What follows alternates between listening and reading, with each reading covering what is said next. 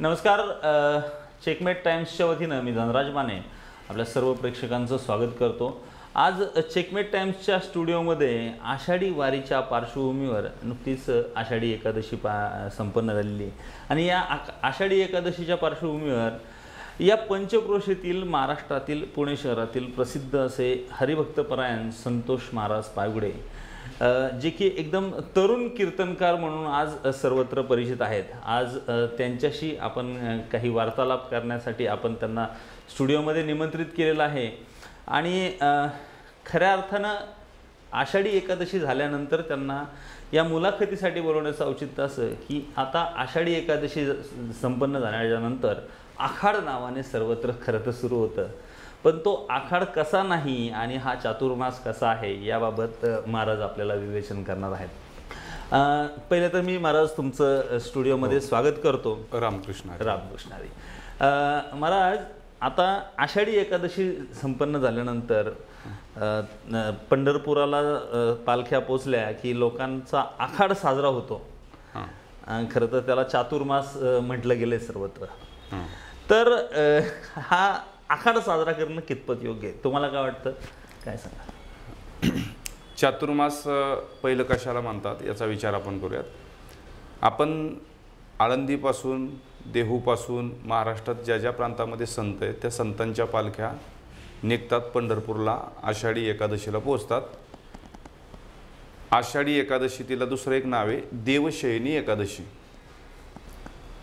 सर्वत्र पंढरपूरमध्ये त्या ठिकाणी एक आनंदाचा सोहळा असतो. वारकऱ्यांचा प्राण पांडुरंग परमात्मा आणि महाराष्ट्राचं वैभव आपली पंढरपूरची वारी आहे. देवशयनी एकादशीच्या नंतर पौर्णिमा येते. आता गुरुपौर्णिमा झाली परवा. त्या गुरुपौर्णिमेपासून कार्तिक महिन्यामध्ये जी त्रिपुरारी पौर्णिमा येते या 4 महिन्याच्या कालखंडाला आपण चातुर्मासाचा काळ म्हणतो. हा चातुर्मासाचा कालखंड व्रत, वैकल्ये, अभ्यास, नामसाधना करण्यासाठी अत्यंत उत्तम मानला जातो. अनेक साधक या चातुर्मासाच्या कालखंडामध्ये व्रत करतात, ग्रंथांची पारायणं असतील, असे अनेक धार्मिक विधी या चातुर्मासाच्या कालखंडामध्ये करतात. असं याला चातुर्मासाचा काल असं म्हणतात.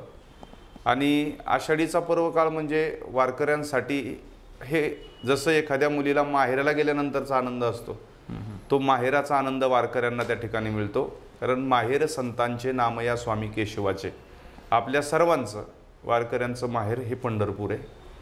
या भूमिकेतून समग्र वारकरी संप्रदाय पंढरी क्षेत्राकडे पाहतो.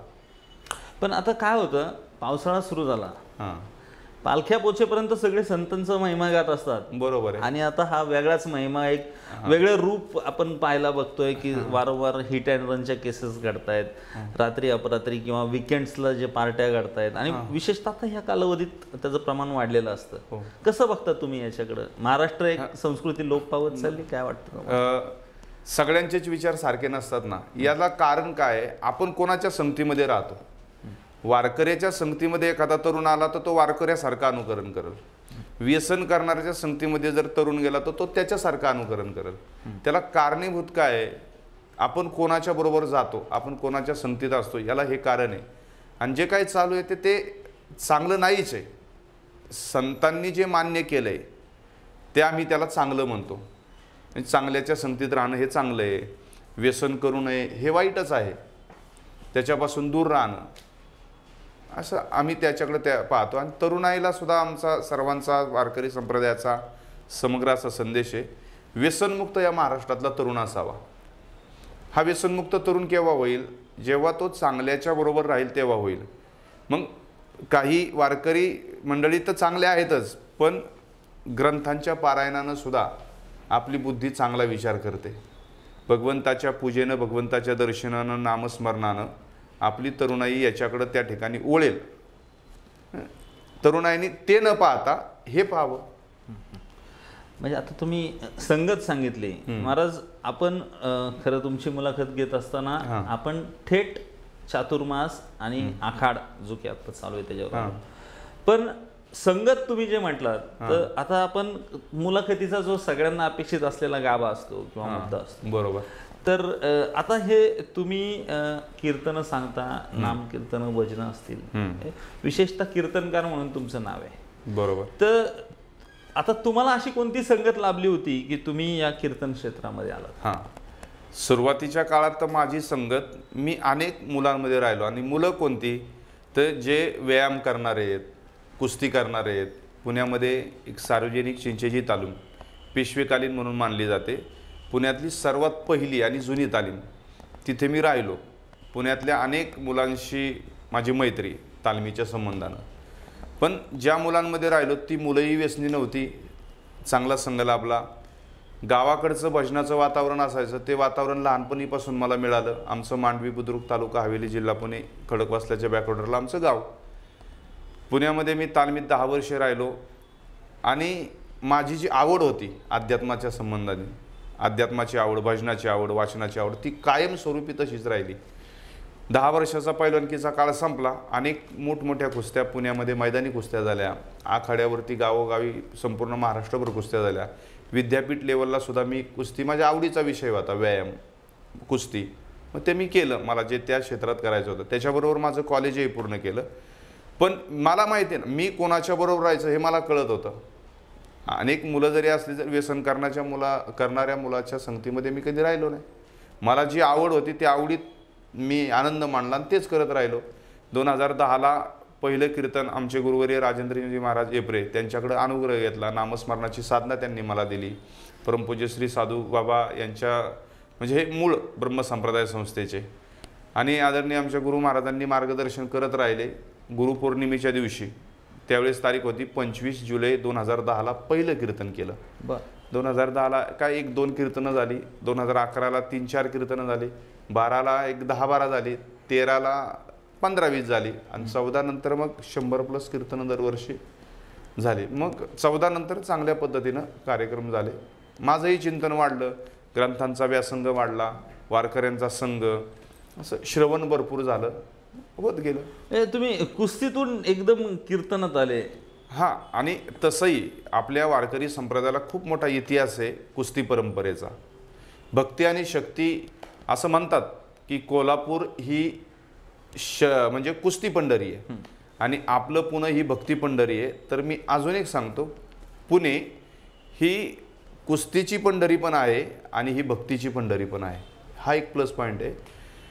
वैकुंठवासी स्वानंद सुखन्यासी विष्णुबुवा जोग महाराज लक्ष्मी रोडला नगरकर तालीम आहे, तिथं राहिले. जोग महाराज महाराष्ट्रातले सगळ्यात मोठे पैलवान होते. बरं. त्यांनी पंजाबच्या मानसिंगला कुस्तीमध्ये चितपट मारलं होतं पंढरपूरला. पण हे मूळ वारकरी असून कुस्ती. लोकमान्य टिळक त्या काळी जहालवादी नेते म्हणून आपल्या देशात, आपला देश पारतंत्र्यामध्ये होता. 1917ची गोष्ट सांगतोय. एकदाच फक्त जोग महाराज म्हटले होते लोकमान्य टिळकांना, आमच्याबरोबर एकदा पंढरपूरची वारी करा. तर लोकमान्य टिळकांनी सुद्धा जोग महाराजांचं ऐकलं, पंढरपूरची वारी पूर्ण केली. चंद्रभागेचं स्नान करून मंदिरामध्ये आल्यानंतर कान धरले, जोग महाराजांनी उड्या मारायला लागले. तर लोकमान्य टिळकांनी विचारलं, महाराज एवढे मोठे महाराष्ट्रातले पैलवान आहेत आणि अशा लहान मुलासारख्या का उड्या मारता? तर त्यावेळेस उत्तर दिलं जोग महाराजांनी की बाबा, कान कुणाच्याही समोर धरायचे नसतात, पांडुरंगाच्या समोर कान धरा, उद्या इंग्रजांचे कान कसे पिळायचे याची बुद्धी आपल्याला परमात्मा देईल. मला हे सगळं कशासाठी सांगायचं होतं की आवड टिकली. आणि वैकुंठवासी स्वानंद सुखन्यासी विष्णुबुवा जोग महाराज हे मोठे पैलवान, त्यांची पैलवानकी संपल्यानंतर 1917ला आळंदी या ठिकाणी त्यांनी वारकरी शिक्षण संस्थेची स्थापना केली. 1917 ते आज 2024 एवढा मोठा कालखंड, जवळजवळ 107-8 वर्षाचा कालखंड गेलेला आहे. तर एक पैलवान एवढे मोठं कार्य करू शकतो, ही सुद्धा प्रेरणा आम्हाला होतीच आणि आवडही होती. त्यामुळं आवड टेकली आणि वारकरी संप्रदायाची सेवा करायची ह्या मनाने निश्चय केला आणि करतोय आता. बरोबर. मग आता हा कुस्तीची जी परंपरा आहे ही पालखीच्या सोहळ्यात पण असते. हो, असते. आता पालखीचा हो असते ना, त्यातही कुस्तीची परंपरा आहे. त्याचं काय म्हणजे गुणमिलन आहे? कारण का पालखीचा कार्यक्रम एक नामजप चाललेला असतो, त्यात कुस्त्या होतात. त्याच्या मागचं काय इतिहास आहे किंवा त्याच्या आपला काय? वारकरी धारकरी भक्ती शक्तीचं प्रतीक, आणि मुळातच आपल्या वारकरी म्हणजे महाराष्ट्राला ह्या दोनही परंपरा आहेत. एक वारकऱ्यांची परंपरा आहे, एक कुस्ती क्षेत्राची. आपल्या गावागावांमध्ये महाराष्ट्रातल्या खेडोपाड्यामध्ये बैलजोडी असायची, घराघरामध्ये पैलवान असायचा. ही आपली या संस्कृतीची ह्या काही ठेव आहेत आपल्या, त्या पण आपल्या जपल्या पाहिजेत ना. बरोबर. मग चांगला विचार माणसांच्या मनामध्ये येतो, त्याचं आयोजन होतं. आदरणीय कराड सर त्याचं आयोजन वाखरीच्या तळावरती करतात. वाखरीच्या तळावर. आणि महाराष्ट्रातले म्हणजे आजी माझी पैलवान तिथं एकत्र येतात. हेही त्यांचंही संमेलन होतं ना, जसं वारकऱ्यांचं संमेलन तसं पैलवानांचंही संमेलन तिथं होतच ना. अच्छा, म्हणजे ते काय मनोरंजनाचा भाग आहे, स्पर्धांचा भाग आहे का इतिहास आहे त्याला काय असं? त्याला मनोरंजनाचा भाग नाही म्हणता यायचं, एक आपली परंपरा आपण जोपासतोय असं म्हणायचं. आणि महाराष्ट्राच्या कानाकोपऱ्यातून आलेले वारकरी, त्याच्यामध्ये वारकरी पैलवान पण आहेत, तर त्यांची आवड कुस्तीची तिथं त्यांनाही खेळायला मिळतं, त्यांनाही त्या स्पर्धेत भाग घेता येतो, एक आनंद येतो. आणि इतिहास महाराष्ट्राला कुस्तीचा आहेच. बरोबर. आता वारी झाली, तुम्ही वारीला गेला असाल आता? हो, मी वारीला होतो आता, वारीवरनंच आलो द्वादशीच्या दिवशी. छान प्रवास झाला. ह्या वारीतले काही वेगळे असे अनुभव की यावेळेस शासनाने तुम्हाला अनुदान दिलं? शासनाने अनुदान दिलं, चांगली आहे. शासनाच्या म्हणजे चांगला विचार, चांगली बुद्धी की वारकऱ्यांची सेवा करावी हे त्यांच्या मनात आलं, चांगली गोष्ट आहे. अनुदान म्हणजे तसं पाहायला गेलं तर 20,000 अनुदानामध्ये एका दिंडीमध्ये 1,000-1,500 लोक असतात, तर त्या 20,000 अनुदानामध्ये असं काय वारकऱ्याचं? वारकरी हा स्वतःच्या स्वबळावरती तो वारी करतो. शासनाने दिलं हा त्याचा स्वीकार वारकरी करणारच, काही ना काहीतरी कार्यासाठी ते उपयोगाला येतील. चांगली गोष्ट आहे. सरकारने उलट याहीपेक्षा अधिक, मी तर म्हणतो सरकारने लाख रुपयापेक्षाही जास्त अनुदान जरी दिलं असतं तरी सरकारला असा काही फरक पडला नसता. बरोबर. म्हणजे शासनाने जास्त अनुदान द्यायला पाहिजे, पण शासनाने अनुदान दिलं आणि काही दिंडी प्रमुखांना यावेळेस दर्शन नाकारण्यात आलं, त्याच्याकडे कसं बघता तुम्ही? नाही, तसं नाही झालं. ते शासनाने अनुदान दिलं, पण वारकऱ्यांचं असं मत होतं की देहूमधून येत असताना पुण्यापर्यंतचा जो रस्ता आहे तो एरिया मिलिटरी एरिया आहे, तो रस्ता छोटा आहे. एक वेळेस आम्हाला अनुदान नसेल तरी चालेल, पण तो रस्ता मात्र मोठा करून द्या. अनुदानाला विरोध केलाय असं नाही, आम्हाला रस्ता मोठा करून द्या त्या अनुदानाच्या बदल्यात.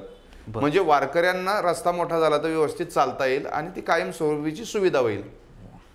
म्हणजे ते उदाहरणार्थ आपलं एनडीएचं उदाहरण आहे. हा रस्ता जो छोटा आहे, लोकांची मागणी काय आहे, मोठा करून द्या आम्हाला. म्हणजे थोडक्यात ह्या संरक्षण यंत्रणांनी वारकऱ्यांचाही मार्ग अडवलाय आणि संतांचा देखील मार्ग अडवलाय. जसं इथं सामान्य नागरिकांचं एनडीएचे अडवत आहे. मग याला शासनाने काय केलं पाहिजे? लक्ष दिलं पाहिजे, करून दिलं पाहिजे. ही पण एक सेवाच आहे ना, जनतेची पण एक सेवाच आहे ना ती पण. बरं, जे शासन पाहिजे तेवढे प्रयत्न करत नाही असं मला वाटतं. करत नाही, कारण आपण तिथपर्यंत पोहोचत नाही. तसं बघायला गेलं प्रतिनिधींनी पोहोचलं पाहिजे तिथपर्यंत. हिंदुत्ववादी विचारांचं केंद्रात सरकार आहे, राज्यातही सरकार. ही हिंदूंची संत परंपरा चालते आणि तरी हिंदूंच्याच मेळ्यांना, या रथयात्रांना जर अडचणी येत असतील तर कसं बघता तुम्ही याच्याकडं? सरकारने संरक्षण दिलं पाहिजे, सरकारने त्यांना जे लागते ते सुविधा सेवा दिल्या पाहिजे. हिंदुत्ववादी भारतच मुळात त्याचं नावच हिंदुस्थान आहे. भारतामध्ये राहणारे सगळेच हिंदू आहेत. माझं तर मी याच्याही पुढे जाऊन सांगू का, म्हणजे मी मराठीची व्याख्या ऐकली होती, तशी हिंदूची पण व्याख्या सांगू इच्छितो. आचार्य अत्रे म्हणायचे, जो महाराष्ट्रात राहतो तो मराठी, ज्याला मराठी भाषा बोलता येते तो मराठी, ज्याला आईला आई म्हणता येतं तो मराठी, ज्याचा तुकाराम महाराजांचा एकतरी अभंग पाठ तो या महाराष्ट्रातला मराठी. अशा अनेक व्याख्या आहेत.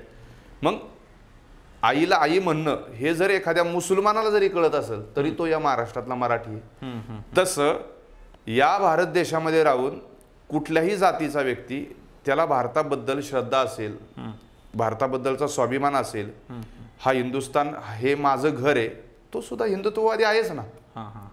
जर तो गद्दारीच करत नसेल आपल्या मायभूमीबद्दल, ते सगळेच हिंदू आहेत. आम्ही सगळ्या जाती एक मानतो. का मानतो त्याचं कारण आहे, तुकाराम महाराजांनी सांगितलं म्हणून मानतो. माऊलींनी सगळ्यात मोठं म्हणजे क्रांती माऊलींची काय असेल, भिंत चालवली, रेड्या बोलवल्यात, हे तर आहेच, हे चमत्कार आहेत. पण सगळ्यात मोठी क्रांती सगळ्या जातीचे संत एका पंक्तीला बसवले, नाहीतर ते कार्य झालं नसतं तर आज वारीला एवढा समाज चालला नसता. बरोबर. सगळ्या जाती एकत्र चालण्याचं एकमेव ठिकाण आहे पंढरपूरची वारी. विश्वाला व्यापकतेचा संदेश देतो वारीचा सोहळा. पण म्हणजे ती वारी आज तिथली डिफेन्स अडवते. या डिफेन्सच्या भिंतीच्या शेजारीच तसं बघितलं तर तुमचं गाव म्हणजे हद्दच. तुमचं लहानपणीचं काय अनुभव एनडीएशी संबंधित काय आहे का? तुमचं लहानपण कसं केलं मांडवी भागात किंवा काय? लहानपण खेडेगाव, एकत्र कुटुंब आमचं. त्याच्यानंतर घरामध्ये म्हणजे 18-20 माणसं आम्ही सगळे. शेतीला जोडधंदा म्हणून दुधाचा व्यवसाय, मग बैलांची आवड, मशीनची आवड, हे सगळं पाहिलेलं आहे आम्ही. शेतामध्ये कामं केलेली आहेत. ही सगळं कामं करता करता सायंकाळच्या गावामध्ये हरिपाठ होतो देवळामध्ये. तो हरिपाठ श्रवण केलेला आहे. त्या श्रवणाने झालेली आवड आहे. म्हणजे बघा, नकळत समाजातल्या अनेक घटकांचे उपकार आपल्यावरती असतात. एखादं व्यक्तिमत्व ज्यावेळेस घडतं त्यावेळेस समाजाचे सुद्धा नकळत किती मोठे उपकार झालेले असतात. तुम्ही एखादी गोष्ट मी सांगितली, ती ऐकली, मला जर भावली आणि मी माझ्या जीवनामध्ये ती करत राहिलो तर त्याचा फायदा मला होतो. साधा ऐकलेला हरिपाठ, देवळांमध्ये पूर्वी गावांमध्ये ग्रंथ चालायचे. या श्रावण महिन्यामध्ये, हा चातुर्मासाच्या काळामध्ये ग्रंथ चालायचे. लोक गावातली एकत्र यायची, बसायची. आता सोशल मीडियाच्या माध्यमातून लोक इंटरनेटचा म्हणतात ना, कलीचा कराल काळ इतका भयंकर आहे की या काळामध्ये लोक एकत्र बसायला तयार नाहीयेत. आनंद, खूप आनंद त्या कालखंडामध्ये गावामध्ये खेळताना, शेतामध्ये काम करताना, घरातल्या सर्वांबरोबर राहताना, सगळ्या गावातल्या गोष्टी पाहताना, भजन कीर्तनामध्ये बसताना मिळाला. छान बालपण गेलं, खेळामध्ये गेलं सर्वांमध्ये. असं ते तुमचं गाव एकीकडे खडकवासला धरण, दुसरीकडे एनडीए. म्हणजे एनडीएचा काय तुमचा अनुभव आहे का की तुमच्या समोर कोणत्यात त्यांनी कवायती केल्या असतील किंवा? एनडीएची परेड अनेक वेळा आम्ही पाहिली. आणि एनडीए आपल्या भारत देशातलं नंबर 1चं ठिकाण आहे की जिथं तीनही दलाचे अधिकारी म्हणजे क्लास 1चे ऑफिसर होऊन तिथून बाहेर पडतात. त्याचा आपल्याला सगळ्यांना आदर आहे आणि ते आपल्या जवळ आहे. आपल्या भारत देशाचे माजी संरक्षण मंत्री ते म्हणायचे की भारत देशामध्ये महाराष्ट्र आहे, महाराष्ट्रात एनडीए, पण त्या एनडीएत महाराष्ट्राचे किती? बरोबर. पण काय एनडीएची काय होतं एनडीएमध्ये हे नंतर कळालं. कदाचित लहानपणीच हे कळालं असतं तर असं वाटतं आज एनडीएकडे पाहिल्यानंतर आपणही तिथून पासआउट व्हायला पाहिजे होतं. म्हणजे देशाची सेवा करता आली असती आणि संप्रदायाच्या माध्यमातून देवाची सेवा करता आली असती. ते म्हणतात ना, वीर सावरकरांचं वाक्य, देहाकडून देवाकडे जाताना मध्ये देश लागतो. बरोबर. तो देश सगळ्यांसाठी महत्वाचा आहे. मग आता आपल्या भागातल्या तरुणाई एनडीएकडे वळताना दिसत नाही किंवा स्थानिक नेहमीच मागण्या करतात की स्थानिकांना प्राधान्य द्या एनडीए. तर त्या मागणीकडे कसं पाहता तुम्ही? म्हणजे कामासाठी म्हणताय का एनडीएतल्या प्रशिक्षणासाठी म्हणताय? दोन्हीसाठी विचार. प्रशिक्षणासाठी तर ते नियमावली आहे, त्या नियमावलीमध्ये बसल्यानंतर कोणी जाऊ शकतो. आपल्याकडची आता पुण्याच्या बाजूला आपण आलो, परिस्थिती सदन झाली. हल्ली मुलं शिक्षणाकडं फार, म्हणजे काही कुटुंबात फार शिक्षणाकडे लक्ष दिलं जाते. काही कुटुंब खूप इतक्या शिक्षणाच्या जवळ जायला मागत नाहीत. आता ते केलं पाहिजे, आपल्या जवळ आहे हाकेच्या अंतरावरती, पण आपण तिथं करत नाही. आमच्या शेजारच्या गावामध्ये खडकवाडीमधला एक मुलगा तिथून आता पासआउट झाला. खूप मोठी मिरवणूक गावाने वगैरे काढली. एखादाच असा जातोय तिथे. तर सगळ्यांनी गावातून, घराघरात सगळ्यांनी नाही, पण गावातून 4-5 जण प्रत्येक जर अशी पाहिजेत. स्वाभिमान आहे ना आपला, आपला देश आहे, आपलं देशासाठी सेवा करायला मिळणार आहे. बरं, सरकार आपल्याला सगळं देणार आहे त्याच्या माध्यमातून, पण आपण लक्षात घेतलं पाहिजे. सगळ्या तरुणाईनं, पालक लोक आहेत आज समोर आपल्या, ऐकतायत की एनडीए बद्दलचं तेही समजून घेतलं पाहिजे. देश आणि देव हा मानला पाहिजे प्रत्येकाने. आत्ता तुम्ही देशाची सेवा आणि देवाची सेवा दोन्ही घडली असते असं म्हटलात आणि तुमच्या मनात तो उत्स्फूर्त हे पण आहे. आणि तसं तुम्ही पायगुडे महाराज, पायगुडे देशमुख म्हणून म्हटलं जातं. हो. काय म्हणजे ते देशमुख छत्रपतींचे नी दिलेली देशमुखी आहे असं म्हणतात, तर त्याबद्दल तुम्ही काय सांगाल की कसं त्याला विवेचन कसं कराल? आपण पुण्याच्या पश्चिमेला छत्रपती शिवाजी महाराजांनी कार्य केलं ते 12 मावळमध्ये केलं. त्या 12 मावळमध्ये अनेक आडनावाचे लोक राहतात. त्याच्यामध्ये पायगुडे आडनावाचे लोक आहेत. छत्रपती शिवाजी महाराजांचं हिंदवी स्वराज्य ज्यावेळेस उभं राहत होतं त्या कालखंडामध्ये आमच्या पूर्वजांनी दिलेलं योगदान आहे. त्या योगदानाच्या राजे आहेत महाराष्ट्राचे छत्रपती शिवाजी महाराज. मग एखाद्याने चांगलं काम केलं तर बाबा, मग त्या कालखंडामध्ये एखाद्याला पाटीलकी बहाल होत होती, एखाद्याला कुलकर्णी पद बहाल होत होतं, एखाद्याला सरदार सुभेदार पद बहाल होतं, तसं काही मंडळींना ही देशमुखी छत्रपती शिवाजी महाराजांच्या कालखंडामध्ये ती बहाल केलेली आहे. योगदान छत्रपती शिवाजी महाराजांच्या हिंदवी स्वराज्याला पूर्वजांनी दिलं, त्याच्या बदल्यामध्ये काही प्रसाद मिळाला असं म्हणायला काही हरकत नाही. राजांनी दिलेला प्रसाद, राजांनी दिलेलं बक्षीस म्हणायचं. आणि असेही आमचे पूर्वज मानाजी पायगुडे, अटक किल्ला आहे पाकिस्तानमध्ये, त्या आटकेपार झेंडा लावण्याचं काम त्यांनी केलंच ना, तिथपर्यंत ते गेले आटकेपार. म्हणजे हा इतिहास आहे, इतिहासात पाहायला मिळेल. क्या बात आहे, क्या बात आहे. म्हणजे मानाजी पायगुडेंनी अटकेपार झेंडे फडकवले आणि म्हणजे त्यांचीच प्रेरणा घेऊन आज यांनी सुद्धा NDA सारखी च्या माध्यमातून देश सेवा करण्याचा विचार केला. तो फलित नाही झाला, पण देवाच्या माध्यमातून, कीर्तनाच्या माध्यमातून आज तुम्ही त्या सेवा करताय. हो. तर म्हणजे आता मागाशीच आपला विषय होता कुस्ती, म्हणजे ती पण एक प्रकारचं म्हणजे सगळं आधीपासून ताकद. आणि आता मानाजी पायगुडे लढलेले शूरवीर लढवय्ये, तुम्ही NDA मध्ये जाण्याचा संकल्प करत, पण अचानक कीर्तनाच्या ह्याच्यात कसे आले तुम्ही? हां, सांगितलं ना, जी आवड होती सुरुवातीपासून भजन ऐकण्याची, भजनाला जाऊन बसण्याची, लहानपणीची आवड, ती आवड माझ्या शिक्षणाच्या कालखंडामध्ये सुद्धा तशीच राहिली. 5वी ते 10वी शिक्षण खडकवाडीला केलं, आमच्या मांडवीच्या गावच्या शेजारी खडकवाडी, त्या शाळेमध्ये. आमची शाळा गरीब होती, पण आमचे शिक्षक मात्र श्रीमंत होते. खूप त्यांनी जे काही दिले विचार संस्कार, त्याचं बळ खूप मिळालं. 10वी 12वी शिवण्यामध्ये झालं, नव भारत हायस्कूलला. आणि नंतर ग्रॅज्युएशन पुण्यामध्ये मामासाहेब मोहोळ कॉलेजला. मामासाहेब मोहोळ हे खूप मोठे पैलवान होते. आज संपूर्ण महाराष्ट्रामध्ये महाराष्ट्र केसरीच्या स्पर्धा होतात, त्या महाराष्ट्र केसरीला गदा आजही आपल्या मुळशी तालुक्यातून मोहोळ परिवाराचीच जाती, महाराष्ट्र केसरीची मानाची गदा. तर त्या कॉलेजमध्ये मी ग्रॅज्युएशन BCom केलं पूर्ण. आणि पण आवड मात्र अनेकांच्या संगतीमध्ये आलो, छोट्या मोठ्यांच्या मित्रपरिवाराच्या, पण आवड मात्र बदलली नाही. जी आवड होती भजन करण्याची ती तशीच राहिली. पुस्तक ग्रंथ वाचनामध्ये आले. आणि मग एक दिवस सहज वाटलं की बाबा आपणही बाबा तुकाराम महाराज काय म्हणतात, ज्ञानोबा राय काय म्हणतात, नाथ महाराज काय म्हणतात, हे पाहूयात आणि सांगण्याचा प्रयत्न करूयात. आमच्या गुरूंचं बळ मला लाभलं. नाथ भागवताची अनेक पारायणं माझ्याकडनं झाली. मग थोडंसं विचार माझ्या मनामध्ये आल्यानंतर मी असं केलं की बाबा आपण लोकांना सांगण्याचा प्रयत्न करूयात, एक सेवा करण्याचा प्रयत्न करूयात. आणि मग उभा राहिलो तो राहिलो. मग आतापर्यंत किती तुम्ही कीर्तनं केली आहेत? जवळजवळ म्हणजे आजच्या तारखेपर्यंत 1561 प्रवचनं झालेत.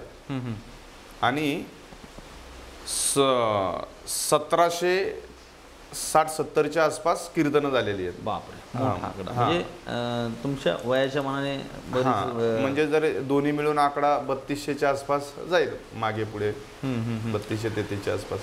बर. मग आजकाल आता तुम्ही तरुण कीर्तनकार आहात, बरेच कीर्तनकार सोशल मीडियावर रील स्टार झालेले आहेत. कसं बघता तुम्ही याच्याकडे? नाही, ज्या प्रत्येकाला स्वातंत्र्य आहे, करू द्या. चांगला विचार समाजापर्यंत कोणत्याही मार्गाने गेला तरी काही हरकत नाही. संप्रदायाची चांगला विचार जाऊ द्या, गेला पाहिजे. जर उदाहरण द्यायचं झालं, आपण ज्यांना हिरो मानतो ते हिरो, त्यांचे पिक्चर आपण पाहतो आणि त्यांच्या जाहिराती आहेत की तुम्ही व्यसनाला लागा, बरोबर, ड्रीम 11 खेळा, तुम्ही ते विमल खा. मग ह्या जाहिरातीसाठी ते कोटी रुपये घेतात, ज्यांना आम्ही हिरो मानतो. त्यांची तयारी आहे आपल्याला व्यसनाला लावायची. मग आपली तयारी आहे ना समाजाला चांगला विचार देण्याची. करू द्या ना, काय फरक पडतो. म्हणजे आज ज्याला तुम्ही खरे हिरो म्हणजे हिरो मानता आणि त्यांनी वाईट व्यसनं लावतात तिकडे, आणि त्याच्यासाठी सुद्धा त्यांना पैसे मिळतात. मात्र ही संत परंपरा पसरवणारे जे कीर्तनकार आहेत हे सगळे तुम्हाला मोफत जर अशा पद्धतीने संत विचार देत असतील रील्सच्या माध्यमातून, तर अशा रील्सचं मोठ्या प्रमाणात शेअरिंग करणं खरं आज गरजेचं असल्याचं एकूणच. परिवारामध्ये शेअरिंग केलं पाहिजे. मी तर म्हणतो स्टेटसला ठेवा, कळू द्या. व्यसनाची जाहिरात जर 10 वेळा होत असेल तर चांगल्या विचाराची 1000 वेळा होते. एक फक्त मी सांगायचंय मला, अल्लू अर्जुन हिरो सगळ्यांना माहिती आहे, बरोबर. पुष्पा पिक्चर त्यांनी काढला, वाचलेलं पेपरला लेख आला होता म्हणून सांगतोय. खरे हिरो कोणाला मानायचं? एका दारूच्या कंपनीनं 10 कोटीची ऑफर केली होती जाहिरात करण्याची, पण ती जाहिरात 10 कोटीची त्या हिरोनी नाकारली. बरं. मग एखादा हिरो साधू अंतकरणाचा असू शकतो ना, त्यांची इच्छा आहे समाजाने व्यसनी होऊ नये. 10 कोटीला कोण असं बाजूला करल? नको कोण म्हणणार आहे? बरोबर. म्हणजे याचा अर्थ त्यांच्यामध्ये काहीतरी चांगले समाजासाठी करण्याचा विचार आहे ना. आणि आपल्याच महाराष्ट्रामध्ये ज्यांच्या आवडीने आपण पिक्चर 200, 500, 1000 रुपयाचं तिकीट काढतो, पाहतो, आणि ते जर आपल्याला जरा असे बरबाद करायला निघाले असतील तर मग नाही ना त्यांच्याबद्दल आपल्या मनात चांगला विचार येणार. बरोबर आहे. म्हणजे वारकरी संप्रदाय निर्व्यसनी महाराष्ट्र कसा होईल हे पाहतोय, आणि काही समाजातले असे काही घटक आहेत सोशल मीडियावरती येतात, तो समाज व्यसनी कसा होईल हे पाहतोय. म्हणजे समाजाने खरं तर स्वतःचं भलं कशात आहे हे पाहणं गरजेचं असल्याचं आज संतोष महाराज पायगुडे यांच्या बोलण्यातून समोर येत आहे. आणि याचा विचार खरंच म्हणजे लहानपणापासून सगळ्यांना शिकवलं आलेलं आहे की जो जे पेरेल ते उगवतं. तशा पद्धतीनं आज समाजाने बघितलं पाहिजे की आपल्याला जसं पुढं व्हायचं आहे त्याच्या हिशोबाने आपल्या उज्ज्वल भवितव्यासाठी आपण चांगलंच केलं पाहिजे, आणि तरच आपल्या आयुष्यात चांगलं घडेल असं हे पण केलं. आता महाराज एक तुमच्याबद्दलची एक माहिती मला मिळाली होती, वाचनात आली होती, एक बातमी मला समजली होती की तुम्ही पारायण घेताय लिखित स्वरूपामध्ये ज्ञानेश्वरी आणि भागवताचं. काय तो उपक्रम होता जो तुम्ही वर्ल्ड वाईड राबवला असं आम्ही ऐकलं होतं, त्याबद्दल थोडं सांगाल का? वारकरी संप्रदायामध्ये प्रवेश केला की वारकरी प्रस्थानत्रयीचे प्रमुख ग्रंथ मानले जातात. पहिला ज्ञानेश्वरी, एकनाथी भागवत आणि तुकाराम महाराजांची गाथा आणि समग्र संतांचं वाङ्मय. तर आम्ही ज्ञानेश्वरी, लॉकडाऊनचा काळ 2021चा होता, मित्र घरी आला, त्याचा वाढदिवस होता, त्याला काय द्यायचं, त्याला फक्त एवढंच म्हटलं तू ज्ञानेश्वरी लिहायला घे. मी त्याला म्हटलं ज्ञानेश्वरी ही घे, ही वही घे, तू लिहायला सुरुवात कर. एक विचार एवढाच, आम्ही असेच बसलो, 6-7 जणांमध्ये करायचं ठरलं. नंतर सोशल मीडियाचा आधार घेतला, ते व्यापक केलं, तर आम्हाला महाराष्ट्राच्या बाहेर आणि जगातल्या 18 देशामध्ये 30,000 लोकांनी एका वर्षात ज्ञानेश्वरी लिहिली, हस्तलिखित केली. त्याच्यामध्ये जवळजवळ 70% महिला होत्या ज्ञानेश्वरी लिखाणामध्ये. आणि चांगले अनुभव आहेत की बाबा आमचा वेळ जो नको त्याच्यासाठी जात होता विनाकारण, तर तो वेळ आमचा सार्थकी लागला. घरात शांतता, घरात नामस्मरण घडलं, सासू सुनेचे वादही नकळत मिटले. कारण जिथं तृण नाही जिथे पडला अग्नी, जिथं गवत नाही तिथं अग्नी पडला तर वनवा लागणार नाही. बरोबर. वादच चुकीचा झाला नाही, म्हणजे चुकीच्या गोष्टी बोलल्याच गेल्या नाही तर वाद कसा होईल, हे सुद्धा घडलं काही काही घरांमध्ये. एक आनंद, आपली संस्कृती आपण जोपासली पाहिजे. त्याच्यानंतर नाथ महाराजांचं भागवत 2000 लोकांनी महाराष्ट्रामध्ये लिहिलं. बरं. आता तो उपक्रम आम्ही काशीला केला. काशी क्षेत्रामध्ये 450 वर्षानंतर हत्तीवरती तो ग्रंथ ठेवला आणि गजारूढ मिरवणूक ग्रंथाची केली, नाथांचं भागवत. 2000 ग्रंथ हत्तीवर. ही अशी घटना 1500च्या शतकात झाली होती. बरं. त्याच्यानंतर पुन्हा 450 वर्षानंतर आता त्याची पुनर्वृत्ती आम्ही केली. असं म्हणतात की बाबा यात्रा करायची आपल्याला, तर ती यात्रा सगळ्यांनी करावी. मग आईवडिलांना घेऊन काशीला जाण्याचं आपल्याकडे खूप परंपरा आहे मोठी. काशी यात्रा करावी तर ती परिवारासोबत करावी, आईवडिलांच्या सोबत करावी. जसे श्रावण बाळ आपले आईवडील काशीलाच घेऊन चालला होता. अनेकांनी काशी यात्रा केली, ती आईवडिलांच्या समवेत केली. मग हाही विचार माझ्या मनामध्ये होता. मग मी आईवडिलांच्या समवेत हरिद्वार क्षेत्र केलं, वृंदावन क्षेत्र केलं आणि काशी क्षेत्र केलं. त्यांच्याच आशीर्वादाने आपण आहोत, त्यांच्या पुण्याईनं आपल्याला सगळं मिळालेलं आहे. आणि मग त्यांना घेऊन जाण्यामध्ये एक वेगळा आनंद होता. एक त्याच्यातला सेवेचा भाग होता की बाबा आपण आपल्या आईवडिलांच्या समेत ही यात्रा करतोय. त्याच्यातला एक आनंदाचा भाग होता. आई वडील होते, मुलं होते, बायको होते, आमचे आजोबा होते, म्हणजे असं सगळे आम्ही एकत्रच काशी यात्रा परिवारासोबत केली. नुसता एक परिवार एवढाच नाही तर ग्रंथांच्या आणि संप्रदायाच्या संबंधाने खूप मोठा जोडलेला सगळा परिवार. 450 लोक होते. आम्ही परिवारातलेच मानतो. आज तुम्ही संप्रदायाला योगदान दिलं, तुम्ही आमच्या परिवारातलेच. संप्रदायाच्या गोष्टी तुम्ही सांगत राहिलात, तुमचा चॅनल आमच्या परिवारातला असल्यासारखाच आहे. बरोबर. आता खरं तर हा काशीचा विषय निघाला. तुम्ही बऱ्याच दशक्रिया विधींमध्ये देखील सहभागी झाले असाल. अनेक प्रवचन असतात. काशीला जाऊन आल्यानंतर दशक्रिया विधीचं जेवण जेवू नये दुसऱ्या कुणाचं, 13व्याचं जेवू नये असं एक बोललं जातं. त्यात कितपत तथ्य आहे, ती श्रद्धा आहे, अंधश्रद्धा आहे? मला म्हणजे हे सगळे जे विधी आहेत ते कर्मकांडाचे आहेत. तिथं काशीतले पंडित ज्यावेळेस हा विधी केला जातो त्यावेळेस त्यांनी सांगितलेलं असतं तुम्ही परान्न खाऊ नका, हे करू नका. मग ते लोक काय असतं, श्रद्धा असते, मग ते तिथलं ऐकतात. मग इकडं आल्यानंतर ते त्या पद्धतीने पाळतात. मग कधी 10व्याचं कधी श्राद्धाचं प्रसाद नाही काही लोक घेत. त्यांनी त्यांच्यावरती विश्वास ठेवलाय. काय कर्मकांडातलं तिथल्या पंडितांनी सांगितलं असेल ते ऐकलं त्यांनी. पण ते कितपत उचित आहे, कसं बघता तुम्ही याच्याकडे? म्हणजे अन्न हे पूर्ण ब्रह्म आहे, प्रसाद म्हणून खाणं आम्ही एवढंच मानतो. बाकी त्या संबंधानं कर्मकांडाची विधी करणारे त्याची इच्छा, लोकशाहीने दिलेला प्रत्येकाला अधिकार आहे. मात्र अन्न हे पूर्ण ब्रह्म आहे आणि ते खाल्लं पाहिजे. खायचं किंवा नाही खायचं, पंडितांचं ऐकायचं का कोणाचं ऐका, हा ज्याचा त्याचा लोकशाहीने दिलेला अधिकार आहे तो ज्यांनी त्यांनी पाळावा. मात्र अन्न हे पूर्ण ब्रह्म हे महाराजांनी या ठिकाणी नमूद केलं. चोरी करणं हे पाप आहे, बरोबर बरोबर. पण ज्या वेळेस एखाद्या माणसाला खायला मिळत नाही, आता तो खाण्या वाचून मरणार आहे, अशी ज्या वेळेस वेळ येते त्याच्यावरती, त्यावेळेस त्यांनी चोरी करून खाल्लं तरी ते पाप नाही असं शास्त्र सांगतं. बरोबर बरोबर. तसंच आपण काय मानतो, काय करतो, कुणावरती श्रद्धा ठेवतो, हे सगळे कर्मकांडाचे विधी आहेत. ते पाहून घ्यावेत आणि त्यानुसार ज्यांनी त्यांनी ठरवावं. पण अन्नाकडं पूर्ण ब्रह्म म्हणून पाहावं. अन्न वाया जाऊ देऊ नये याची काळजी घ्यावी. आणि आता येणाऱ्या 1 महिन्याच्या कालखंडामध्ये आमचं त्याच्यावरती काम चालू आहे. तुकाराम महाराजांचं भंडारा डोंगरावरती मंदिर उभं राहतंय. त्याला सुवर्ण कलश 1-2 वर्षामध्ये आता मंदिर पूर्ण होईल.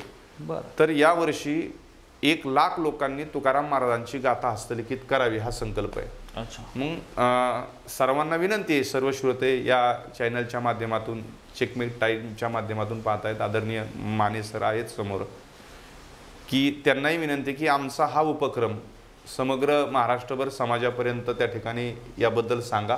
नक्कीच संतांच्या अक्षरांची सेवा घराघरामध्ये घडू द्या. संतांइतकं, कारण आज असं म्हटलं जातं महाराष्ट्राची भूमी ही संतप्रधान आहे.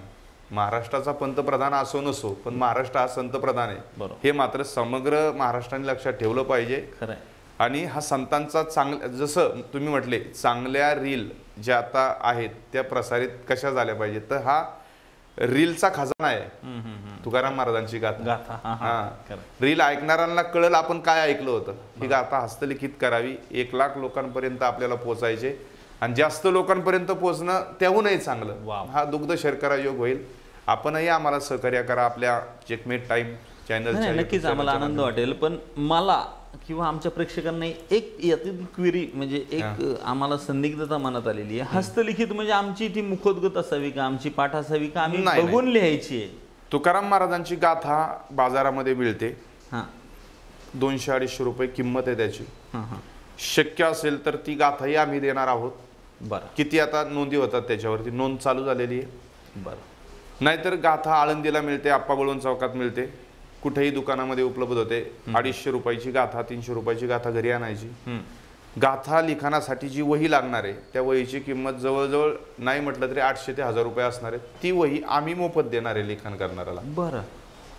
ती वही पोचतं होईल, घरापर्यंत होईल, अडचण काय नाही. आपल्या अगदी वारज्यामध्ये सुद्धा ज्ञानेश्वरी भागवताच्या वह्या आम्ही स्वतः मी दिलेल्या आहेत आणून आपल्या एरियामध्ये. बरं. तसं गाथा सुद्धा ज्यावेळेस लिहिणार आहेत, नोंदी होतील त्यावेळेस तुमच्यापर्यंत आम्ही त्या गाथेसाठीच्या वह्या देऊ. बरं. कोण लिखाण करणाऱ्यांच्या नोंदी द्या आमच्याकडे. म्हणजे गाथेमधून पाहून गाथा समोर पाहिजे, जसं आहे तसं उतरवणं. वा, छान. म्हणजे हा एक स्तुत्य उपक्रम आहे.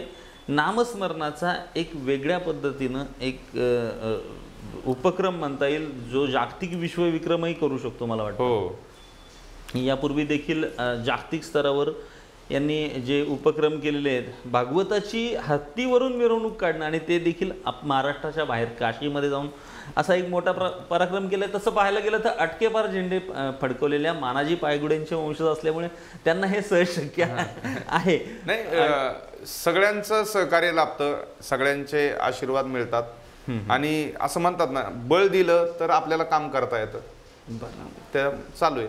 अजून एक तुम्ही विश्वविक्रमाचं बोलले, गिनीज बुकमध्ये मागच्या एका कार्याची नोंद झाली. गुरुवर्य योगीराज महाराज गोसावी हे संत शांतीब्रह्म एकनाथ महाराजांची 14वी वंशज. नाथ भागवताचं पारायण करायला 7 दिवस लागतात. बरं. 18,810 वेव्यांचा तो ग्रंथ आहे. तर त्या ग्रंथाचं पारायण 7 दिवस लागतात. आम्ही त्याचं पारायण फक्त 1.25 मिनिटात केलं. बापरे. मग याची नोंद गिनीज बुकवाले आले होते पैठणला. आणि आत्ताच पाठीमागच्या 4-6 महिन्यापूर्वी, नाही नोव्हेंबर महिन्यामध्ये त्याची नोंद केली आम्ही. बरं. 1.25 मिनिटात पारायण नाथ भागवताचं 18,810 वेव्यांचं केलं. जो ग्रंथ 7 दिवस वाचायला लागतात त्याचं. बापरे. मग ते म्हणजे आता विचारच केलाच जात नाही की कसं एवढ्या कमी वेळामध्ये कशी संकल्पना. सांगतो ना कसं केलं. 18,810 लोक बोलवली. क्रमाने प्रत्येकाकडं एक ओवी दिली 18,810 लोकांकडे. आणि जेवढा वेळ सगळ्यांना वाचायला गेला तो वेळ मोजला गेला स्टॉपवॉच मध्ये. आणि जेवढ्या वेळेत झालं तर रेकॉर्ड झालं. या बात आहे. एक जागतिक विषय, बऱ्याच गोष्टी असतात जर आपलं वाचन कमी असतं किंवा आपण त्या बातम्यांमधून आपलं राहून जातं. काही न्यूज चॅनल, अगदी आम्ही देखील TRPच्या मागं पळत असतो आणि असे काही महत्त्वाचे संदेश आमच्याकडून चुकून जातात. कसं पाहता तुम्ही अशा या गोष्टीकडे की आम्ही TRPच्या मागे लागलेलो असतो आजकालचे आम्ही सगळे न्यूज चॅनल जे आहोत. तुम्ही ते काम करताय आणि जे आपण काम करतो त्याच्यामध्ये आपल्याला यश मिळवण्यासाठी TRPच्या पाठीमागे लागणं हे काही चुकीचं नाहीये. धन्यवाद. हा चांगला प्रयत्न आहे. धन्यवाद. म्हणजे महाराजांनी न्यूज चॅनलला देखील वाईट म्हटलेलं नाहीये. त्यांनी तुमचं काम तुम्ही प्रामाणिकपणे करताय अशी आमच्याही पाठीवर कौतुकाची थाप दिल्याबद्दल धन्यवाद. तर आता तुमची एवढे नंबर्स ऑफ कीर्तनं झालेली आहेत, म्हणजे प्रवचनं झालेली आहेत. या आकड्यामध्ये कुटुंबाचा आकडा देखील तितकाच महत्त्वाचा असतो. बरोबर. तर कुटुंबाला कसा वेळ देता तुम्ही, तुमचा दिनक्रम कसा असतो? कारण का आज समाजाच्या उत्कर्षासाठी तुम्ही बाहेर पडलात.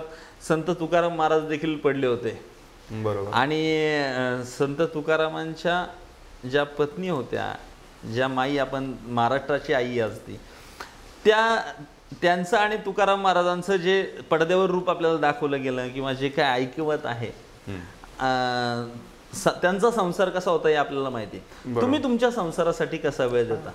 वेळ देतो. आता जे कार्यक्रम ठरलेत ते करावेच लागतात. सकाळी लवकर उठणं आहे आमच्याकडं, नामस्मरण आहे, जी रोजची साधना आहे नित्याची ती करणे, देवपूजा आहे. पहाटे 4 पासून दिनक्रम चालू होतो. काकडा असतो सकाळचा नामस्मरणाचं. वारकरी संप्रदायात मुळात पहिली साधना जर काय असेल तर ती काकड्यापासून सुरुवात होते. देवपूजा नंतर सकाळी 7लाच किंवा 6:30-7ला घरातून बाहेर पडावं लागतं. मग याच्यासाठी मी माझ्याबरोबर घरातले अगदी बायको सगळ्यांना लवकर उठावं लागतं. सगळी तयारी करून द्यावी लागती. प्रवचन करून पुन्हा 10-10:30ला 11 वाजेपर्यंत घरी आल्यानंतर प्रसाद, पुन्हा दुपारचा थोडा आराम, नंतर परत अभ्यास, परत सायंकाळच्या वेळेमध्ये हरिपाठ असतो. हरिपाठ झाल्यानंतर रात्रीचं कुठे कोणत्या तरी एखाद्या गावाला कीर्तन राहतं. मग प्रवासाचं अंतर पाहून त्या वेळेत निघायचं. लांब असेल तर मग थोडं लवकर निघावं लागतं. मग सगळी परत घरचीच तयारी करून देतात. बरोबर आपल्याला काय लागतंय, फेटा असेल, उपरणं असेल किंवा भोजन प्रसादाचा असेल किंवा बरोबर अजून काय न्यायचं असेल तर ते विचारपूस घरचे करतात. घरच्यांच्या योगदानामुळे कीर्तनकार हा पळत असतो. एकटा माणूस नाही करू शकत. आणि मग रात्रीचं यायला आम्हाला कधी 12, 12:30, 1, 1:30. कीर्तनकार तसं पाहायला गेलं तर हा निशाचर प्राण्यांमध्ये मोडतो. येणंच रात्रीचं रोज 12, 1, 2 वाजेपर्यंत. आणि तसंही आरोग्य धोक्यामध्ये घालून पळावं लागतंय सगळ्या महाराष्ट्रातल्या प्रचार प्रसारकांना. इतकी जबाबदारी कीर्तनकार समाजाची घेतायत पहा. आणि मग रात्री आल्यानंतर कधी कधी मग सकाळी उठायला उशीर होतो. पण नित्याचा एकदा सवय लागलेली त्याच्यामुळे होतं. फार तब्येत बिघडली, आजारी वगैरे असेल मग होतो आराम. आणि मग याच्यातून असा एखादा दिवस ठेवायचा. मुलांच्या सुट्ट्या आणि घरच्यांचा वेळ, मग असे 1-2 दिवस कुठेही बाबा मुलांना घेऊन कुठे एखाद्या गड किल्ल्यावरती पुण्यासारख्या शहरामध्ये काही पाहायला असेल तर त्या ठिकाणी, किंवा मग आपल्याला बाहेर कुठे फिरायला जायचं, त्यांच्या अपेक्षा काय आहेत आपल्याकडनं त्या विचारायच्या. मग आठवड्यातून एखाद्या दिवस, महिन्यातून 1-2 दिवस असे आम्ही काढतो, फिरायला जातो.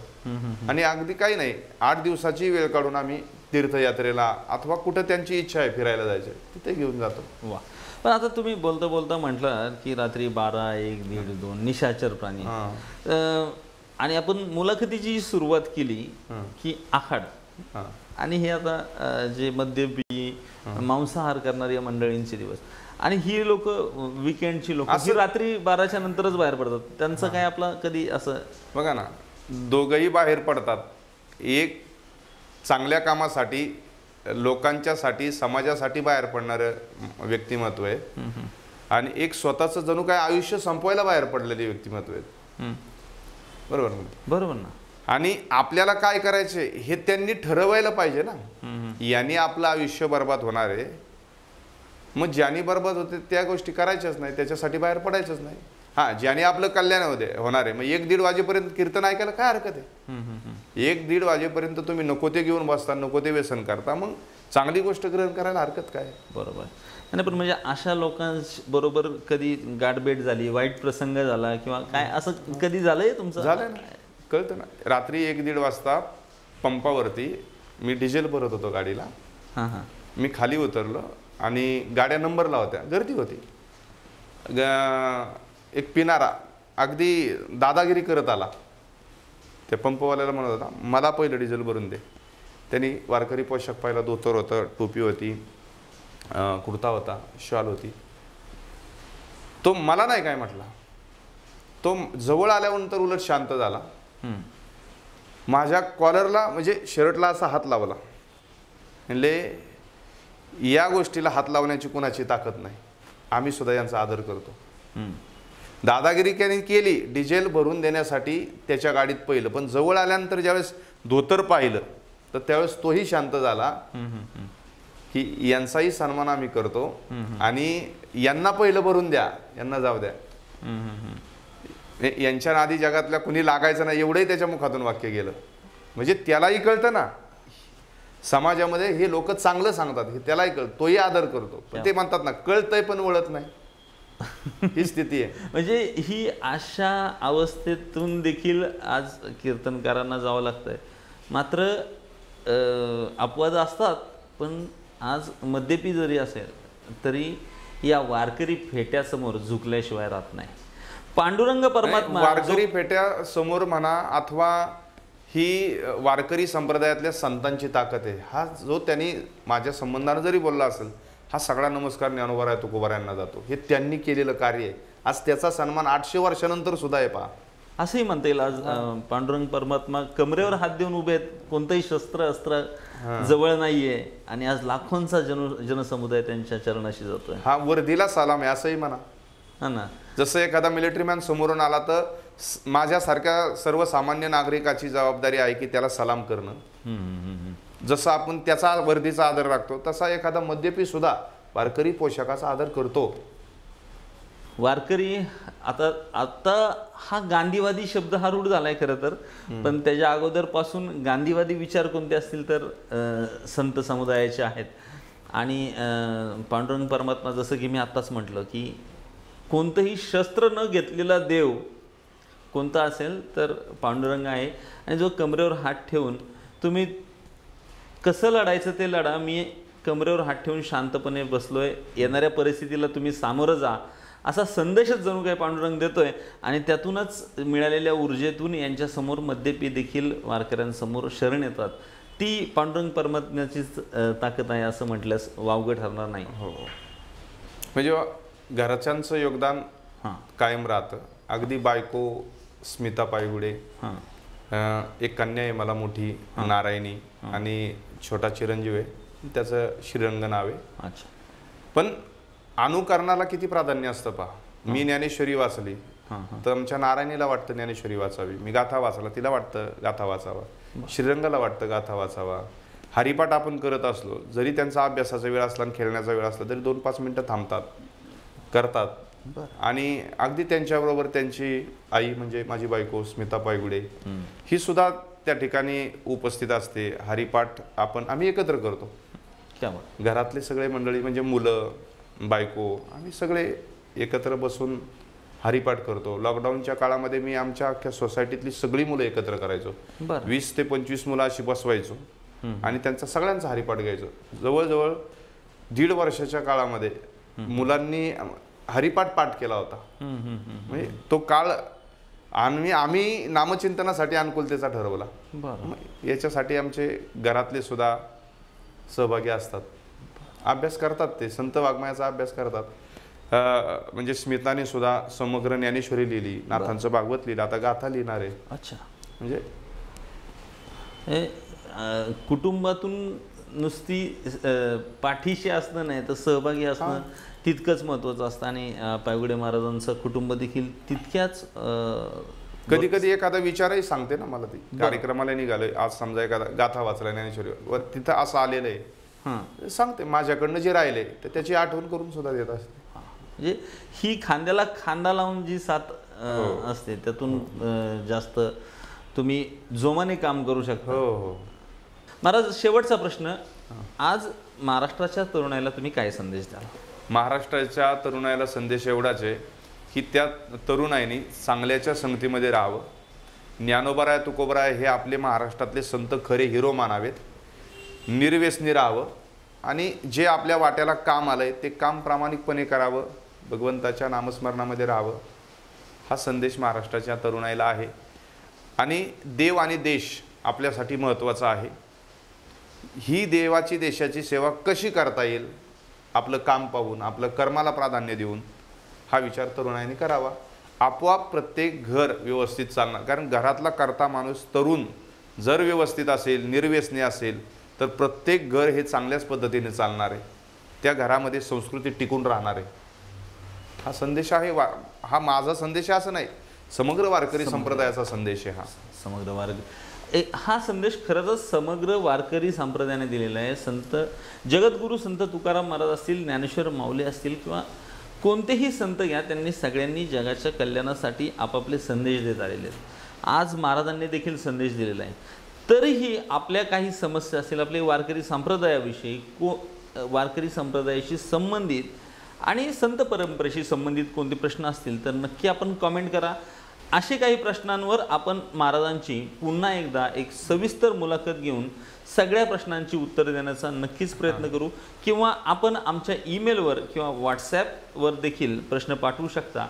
पुढील काळामध्ये अशा प्रश्नांवर देखील एक सविस्तर मुलाखत आम्ही घेऊ आणि अशा काही प्रश्नांची, महाराष्ट्राच्या मनाला पडलेल्या प्रश्नांची देखील उकल करण्याचा प्रयत्न आम्ही महाराजांच्या माध्यमातून नक्कीच करू. धन्यवाद. रामकृष्ण.